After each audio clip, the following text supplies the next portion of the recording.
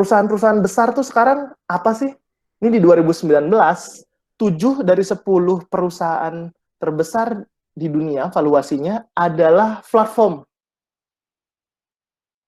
Microsoft, Amazon, Apple, Facebook, Alphabet, Alibaba, Tencent, Visa. Kalau dulu di tahun 2001, lihat yang besar itu. Walmart, perusahaan retail. Citibank, perbankan. Exxon, minyak. Ini bergeser. Dari komoditi, sekarang perusahaan yang besar ini adalah platform digital. Bahkan, ini nggak semuanya dari Amerika.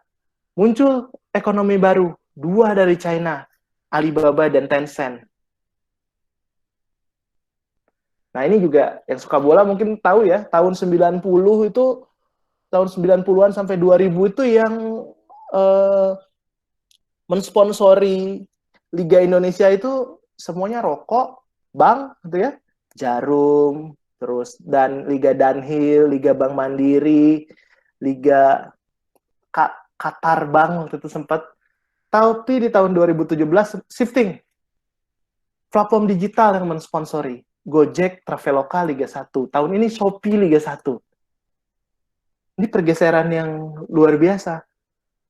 Jadi, biasanya yang mensponsori bola itu punya dana yang cukup besar supaya produknya bisa masif gitu ya. Kalau dulu yang kayak gitu rokok. Tapi sekarang yang kayak gitu tuh platform digital. Jadi, big company saat ini adalah digital company. Nah, tadi yang terjadi, ada sebuah disruption law.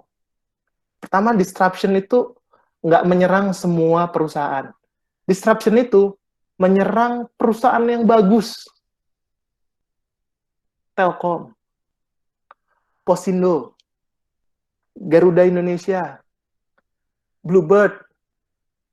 Di luar negeri ada Thomas Cook, salah satu perusahaan tour travel terbesar di Eropa, itu bangkrut, hilang.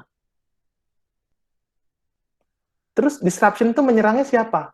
Incumbent dengan reputasi yang besar. Tiba-tiba bisnismu roboh, hilang. Usermu pindah semua.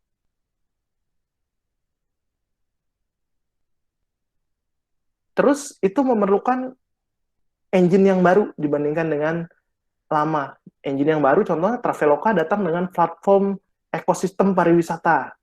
Gojek datang dengan platform on-demand ekonominya, transportasi, lalu masuk juga ke makanan, masuk ke semua lifestyle.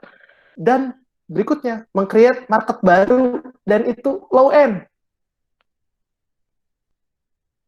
Low-end market, bottom of pyramid yang tadi saya jelaskan, yang di bawahnya begitu besar, mereka masuk ke sana, mendisrupt. Dan tiba-tiba mereka menjadi besar.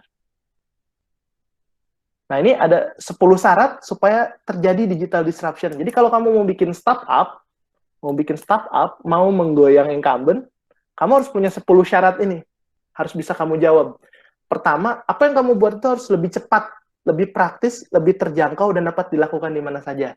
Coba lihat Gojek kan kayak gitu ya. Kamu bisa lebih cepat dapat ojek, lebih praktis, harganya lebih terjangkau, dapat dilakukan di mana saja.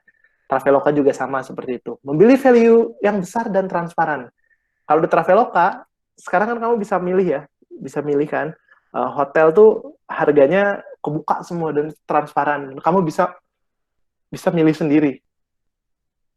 Dan value-nya buat kamu besar. Karena kamu bisa mendapatkan harga yang lebih murah, terus bisa dapat juga informasi yang benar, transparan, jadi nggak beli kucing dalam karung ketika datang itu semua udah sesuai gitu. Yang ketiga, kamu harus memanfaatkan teknologi dan efisien. Manfaatkan teknologi itu apa? Bentuknya harus platform.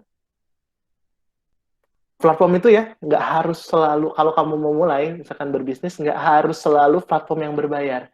Kamu bisa pakai platform yang free. Even yang free, bisa kamu pakai. Yang penting syarat-syarat nanti di sini terpenuhi. Yang keempat, kamu bisa mengkonsolidasi pasar dan jangkauannya harus lebih luas. Mengkonsolidasi pasar itu kayak contoh Traveloka itu bisa mempertemukan antara supply demand-nya pariwisata. Dia punya ratusan ribu supplier, hotel, terus makanan, dan juga pesawat, dan juga kereta api, dan juga punya jutaan subscriber. Itu bisa dipertemukan, dikonsolidasi, dan jangkauannya sangat luas. Lalu mempermudah pasokan dan menghemat biaya.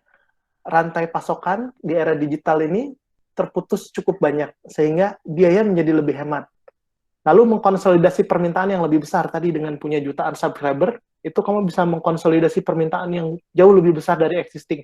Makanya ketika startup dibangun di awal, mereka rata-rata banyaknya bakar uang. Karena untuk mengkonsolidasi permintaan yang lebih besar ini. Ketika jumlah subscriber banyak, maka kamu nilai value perusahaan kamu besar dan transaksi kamu bisa besar juga.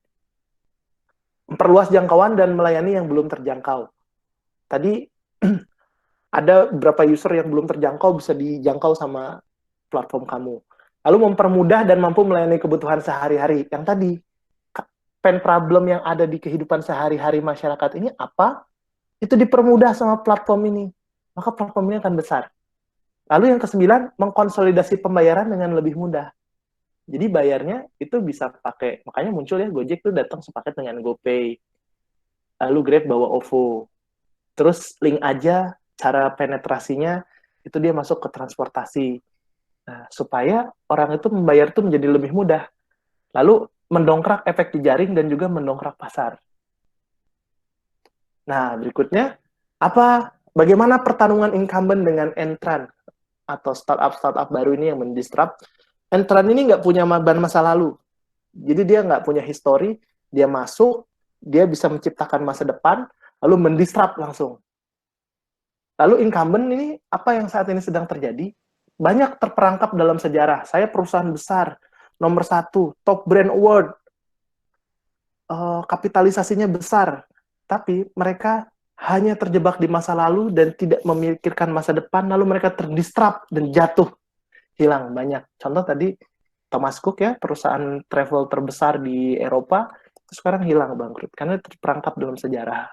Karena mereka berpikir, orang Eropa ini kalau ke luar negeri pasti masih pakai travel agent. Tapi ternyata muncul Expedia, Booking.com, lalu perlahan-lahan mereka hilang, dan sampai saat ini bangkrut.